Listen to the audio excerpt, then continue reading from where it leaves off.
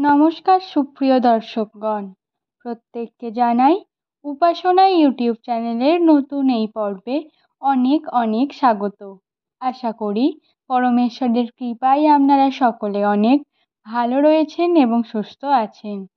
আজকের এই বিশেষ পর্বটিতে আমি আপনাদের জানাবো যাদের নামের প্রথম অক্ষর ইংরাজির এস কিংবা বাংলার দন্ত স বা তালব্য দিয়ে শুরু, তাদের আগামী 2025 সালের জুলাই মাসের 29 তারিখ মঙ্গলবার বেশ কিছু সুসংবাদ রয়েছে সেগুলি সম্পর্কে।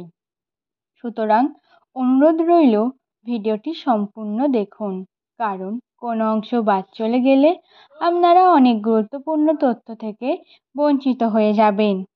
বন্ধুরা, নামের প্রথম অক্ষর অনুযায়ী সংখ্যাতত্ত্ব অনুসারে একজন ব্যক্তির সম্পর্কে প্রায় 75% তথ্য বলে দেওয়া যেতে পারে। এছাড়াও সেই ব্যক্তির চরিত্র, ভবিষ্যৎ, বর্তমান সম্পর্কে প্রায় অধিকাংশ তথ্যই বলে দেওয়া যায়। এস নামক ব্যক্তিদের ভালোবাসার সম্পর্ক কেমন হয়, বিবাহিত জীবন তাদের কেমন হয়, ধন দৌলত আর্থিক দিক থেকে এদের ভাগ্য এদের সাথে কতটা সাথ দেয়, অর্থভাগ্য কেমন হয়, সেই সমস্ত কিছু তথ্য আজকের এই ভিডিওটি থেকে আপনারা পেয়ে যাবেন। তাই অনুরোধ রইল ভিডিওটি দেখার পর যদি আপনাদের ভালো লাগে তাহলে অবশ্যই একটি লাইক করে দেবেন এবং চ্যানেলটিকে সাবস্ক্রাইব করে রাখবেন, যাতে এরূপ নিত্য প্রয়োজনীয় ভিডিও আপনার কাছে সকলের আগে পৌঁছায়। এবং নিচের কমেন্ট বক্সে আপনার শুভ নামটি এবং কোথা থেকে দেখছেন জানাতে ভুলবেন না। এস নামক ব্যক্তিরা প্রধানত দয়াশীল প্রকৃতির হয়ে থাকে। অন্য কেউ বিপদে পড়েছে দেখে এস নামক ব্যক্তিরা তাকে সাহায্য করার জন্য ঝাঁপিয়ে পড়ে, এবং যে বিপদে পড়েছে সেই সামনের ব্যক্তি যদি এস নামক ব্যক্তিদের প্রিয় মানুষ বা কাছের মানুষ হয়ে থাকে, তাহলে তো এস নামক ব্যক্তিরা তাকে সাহায্য করার জন্য নিজের জীবনকেও বাজি রাখতে পারে। এস নামক ব্যক্তিদের সব থেকে বেশি গুরুত্বপূর্ণ হলো এদের পঞ্চ ইন্দ্রিয়, যেগুলি তাদের অত্যন্ত সজাগ থাকে। এদের দৃষ্টিভঙ্গি অন্যান্য ব্যক্তিদের তুলনায় আলাদা হয়। যে কোনো রকম সিরিয়াস সিচুয়েশনে এরা নিজেদের বুদ্ধি খুব দ্রুতভাবে খাটাতে পারে। যদি আপনার নামের প্রথম অক্ষর এস দিয়ে হয়ে থাকে তাহলে বলে রাখি, আপনার কথাবার্তা, আচার আচরণ অন্যান্য ব্যক্তিদের কাছে আপনাকে আকর্ষণীয় করে তোলে। বন্ধুরা, এস নামক ব্যক্তিদের জন্য 2024 সাল খুব একটা ভালো ছিল না, এবং 2025 সালের প্রথম দিক থেকে এস নামক ব্যক্তিরা বহু সমস্যার সম্মুখীন হয়েছে। এর মূল কারণ ছিল শনির প্রভাব। এর কারণে এস নামক ব্যক্তিরা যেমন আর্থিক দিক থেকে উন্নতি করতে পারেনি, তেমন যে হারে পরিশ্রম করেছে সে হারে ফলও তারা লাভ করতে পারেনি। তবে এই যে 2025 সালের জুলাই মাস, এই জুলাইয়ের শেষে এস নামক ব্যক্তিদের সাথে বেশ কিছু শুভ ঘটনা ঘটবে। নতুন সম্পর্কে শুভারম্ভ, আর্থিক দিক থেকে উন্নতি, ভাগ্যের নতুন পরিবর্তন, বিভিন্ন কিছু। প্রথম যে শুভ ঘটনাটির কথা বলবো তা হলো তাদের আর্থিক দিকটি।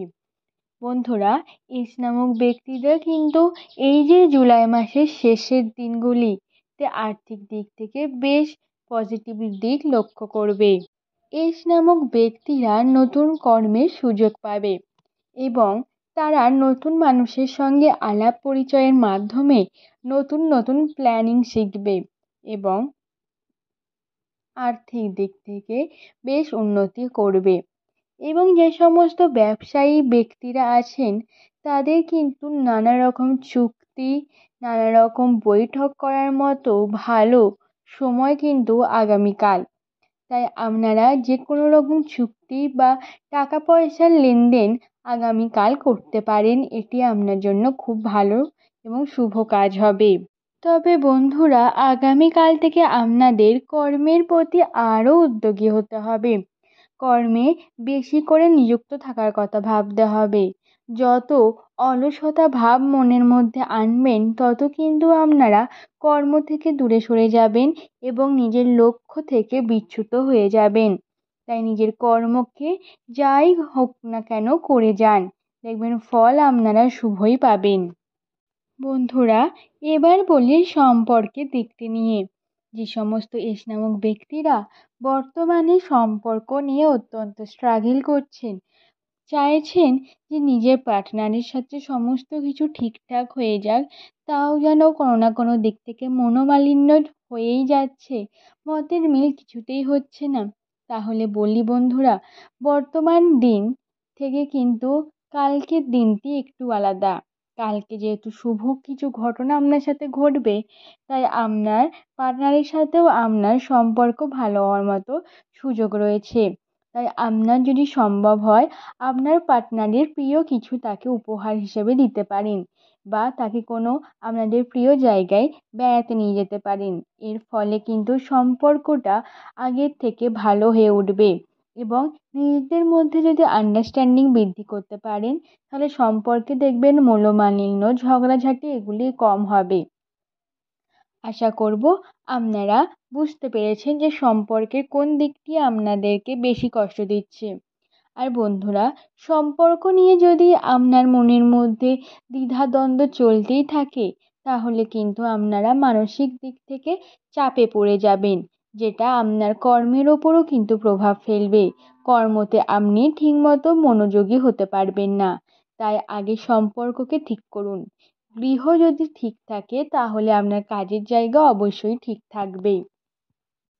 আর একটি যে বড় সুখবর রয়েছে, তা হলো আপনারা পারিবারিক দিক থেকে সম্পর্ক কিন্তু আরও ভালো হয়ে উঠবে।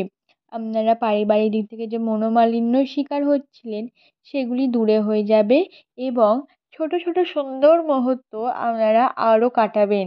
এর সাথে কিন্তু 2025 সালে মেষ নামক ব্যক্তিদের একটি বড় ভ্রমণের সম্ভাবনা রয়েছে।